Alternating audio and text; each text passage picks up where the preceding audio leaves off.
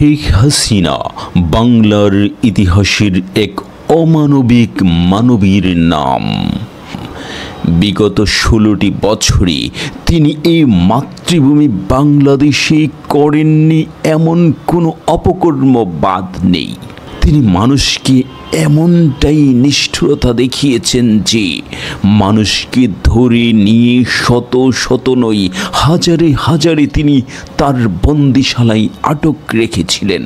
কখনো কারো ভাগ্যে নেমে এসেছে নির্মমতা, অথবা কারো ভাগ্যে নেমে এসেছে মৃত্যু। আর মৃত্যুটা কি? তাদেরকে নির্যাতন করতে করতে কোনো এক পর্যায়ে তাদেরকে ধরে নিয়ে গিয়েছেন তার বন্দিশালা থেকে বাহিরের কোথাও, এবং সেখানে তাদেরকে গুলিবিদ্ধ করে পানিতে ফেলে দিয়ে তাদেরকে হত্যা করেছেন। এই সকল নির্মমতা ইতিহাস কখনো ক্ষমা করেনি।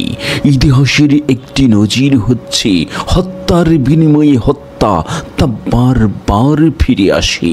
হত্যা ছাড়া আপনি অন্য কিছু করে থাকলে সেক্ষেত্রে আপনি ক্ষমা পেতেও পারেন, কিন্তু হত্যা এমনই একটি জঘন্য অপরাধ, তার প্রতিদান আপনি দুনিয়াতেই পেতে শুরু করবেন।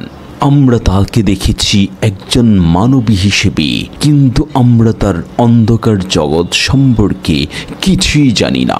কিছুই জানি না মানে কিছুই জানি না।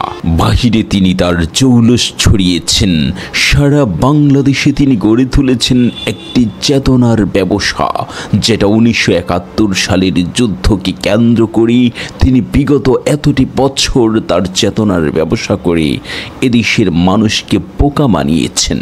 হ্যাঁ, মানুষ সত্যি পূর্বের সব কিছুই মনে রাখে, এই জন্য আপনাকে নতুন করে চেতনা শেখাতে হবে না।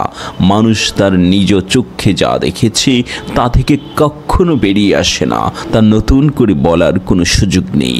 আজকের দিনে 2024 সালের অগাস্ট মাসে তিনি পালিয়েছেন। শত সহস্র ছাত্র জনতা তাকে ঘিরে ধরেছে, তার বাড়ির চতুর্দিকে পৌঁছে গিয়েছে। তার নিরাপত্তা বাহিনী তাকে জানিয়েছিল যে কিছুক্ষণের মধ্যেই যদি আপনি উড়াল না দেন তাহলে আপনি হয়তো ছাত্র জনতার হাতে ধরা পড়ে যাবেন, এবং আপনার বিগত সালের সকল অপকর্মের মাসুল হয়তো কয়েক মিনিটের মধ্যেই দিয়ে দিতে হবে। কিন্তু না, তিনি সত্যিই উড়াল দিলেন, পালিয়ে গেলেন। ছাত্র জনতা হতাশ হলো, তাকে ধরতে পারল না, তিনি চলে গেলেন। আর তিনি তার সঙ্গী সাথীদেরকেও নিয়ে যাননি। হ্যাঁ, তিনি যে অমানবিক, তিনি যে তার সঙ্গী সাথীদের ফেলে চলে যাবেন, এটাই তার অমানবিকতার সবচেয়ে বড় প্রমাণ। তিনি এখন চলে গিয়েছেন অন্য একটি দেশে, সেখানেও তিনি বের হতে পারছেন না, তার চেহারা দেখাতে পারছেন না, কারণ তার কর্মগুরু এতটাই তাকে আচ্ছন্ন করে রেখেছিল যে ভবিষ্যতে যে তিনি একটু চেহারাটা দেখাবেন সেই তৌফিক হয়তো ঈশ্বর তাকে আর কখনো দেবেন না। আজ পৃথিবীর কোথাও তার জায়গা নেই, পৃথিবীর কোনো মানুষ তাকে গ্রহণ করছে না, কেউ তাকে গ্রহণ করার ইচ্ছা পোষণও করছে না। প্রত্যেকটা মানুষই আজ বলতে থাকে, ছেড়ে দে মা, কেন্দে বাছি, অর্থাৎ আমাদের আশেপাশেও তুমি এসো না। যার ইশারায় এক সময় বাংলার আকাশ বাতাস স্তম্ভিত হয়ে যেত, যার হাত থেকে রেহাই পাওয়ার কোনো সুযোগই ছিল না, যার দিকে তার নেক নজর পড়ত, সে যে কোনো উপায়ে ফুলে ফেপে ভিত্তশালী হয়ে যেত। কিন্তু আজ সে নিজেই অসহায়। কিন্তু তিনি অনেক টাকা সরিয়ে নিয়েছেন তার নিজের নিরাপত্তার জন্য। তার বিশাল কর্মী বাহিনীও জানত না কি তিনি করছেন। তারা তাকে আপা বলে সম্বোধন করে নিজের মতো করে রেখেছেন। আসলে তিনি তো নিজের মতো না, তিনি তো চলে যাবেন। হ্যাঁ, ফেলেই চলে যাবেন, সবাইকে ফেলেই চলে যাবেন, কাউকে নেবেন না। হ্যাঁ, চলেই গেলেন, আর ফিরবেন না, ফেরার চেষ্টাও করছেন না। কিভাবে ফিরবেন? কত শত মানুষকে তিনি হত্যা করেছেন, কত শত মানুষকে তিনি নির্যাতন করেছেন, কত শত মানুষকে তিনি জেলে বন্দি করে রেখেছিলেন, কত আলেমকে তিনি নির্যাতন করেছেন, কত শিশুদেরকে তিনি হত্যা করেছেন, কত মানুষকে তিনি না খাইয়ে রেখেছেন, কত মানুষের ঘর বাড়ি তিনি জ্বালিয়ে দিয়েছেন, কত মানুষ তার জন্য বদদোয়া করেছে, কত আলেমকে তিনি হত্যা হত্যা করেছেন, কত মানুষকে তিনি বিনা দোষে ফাঁসির কাস্টে ঝুলিয়েছেন, তার প্রতিদান কি তিনি পাবেন না? অবশ্যই পাবেন। সেটা কিভাবে পাবেন সেটা একমাত্র আল্লাহই জানেন।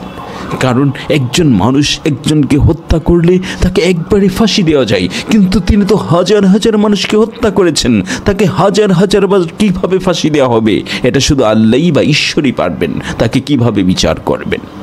আমরা ঈশ্বরের হাতে সব কিছু ছেড়ে দিলাম। আমরা আমাদের মাতৃভূমিকে নিরাপত্তা দিতে প্রস্তুত, এবং মাতৃভূমির মানুষগুলো এদেশে যারা রাজনীতি করবে তারা এদেশের মানুষকে সেবা দিতে বাধ্য থাকলেই এদেশের রাজনীতিতে তারা ইলেক্টেড সিলেক্টেড হতে পারবে, অন্যথায় কখনো নয়। আমরা লক্ষণ সেন, আমরা দ্বিতীয় লক্ষণ সেন শেখ হাসিনাকে আর কখনো বাংলার আকাশে বাতাসে মিশতে দিতে পারি না। কারণ আমাদের মায়েদের হাহাকার, শহীদদের হাহাকার এই বাংলার আকাশে বাতাসে বিদ্যমান। তাকে ভেদ করে এসে আবারও স্বৈরাচার এদেশের মাটিতে চেপে বসবে, এটা কখনো হবে না, হতে দিব না।